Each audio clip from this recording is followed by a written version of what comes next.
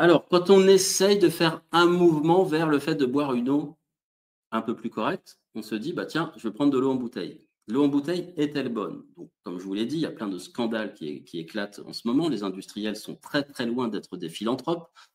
Donc ce sont des gens qui fraudent, qui mentent, qui font de la publicité mensongère. Donc on l'a vu là avec Perrier, donc où l'eau était contaminée, la source Perrier était contaminée. En fait, ils ont filtré l'eau alors qu'ils n'ont pas le droit de le faire, et pendant plus de 5 ans.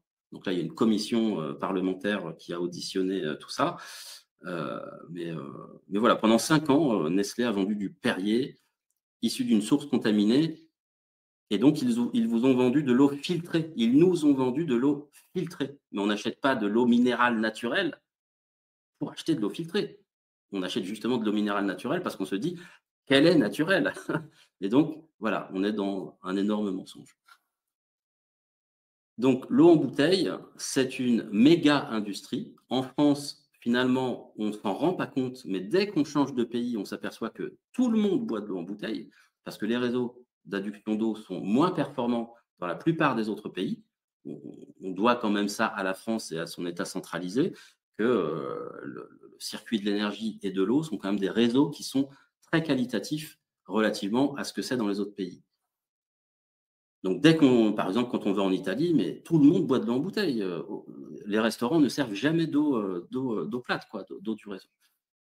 Et même dans les maisons, c'est pareil. Donc, l'eau en bouteille, c'est 100 à 200 fois plus cher que l'eau du robinet. C'est 10 kilos de déchets par an et par personne. Ça contamine les océans. 1000 ans pour qu'une bouteille se dégrade. 300 kilomètres en moyenne avant d'arriver à votre verre. Bref, c'est un circuit qui est aberrant. C'est cher, c'est coûteux, c'est pas écologique, et c'est de l'eau morte.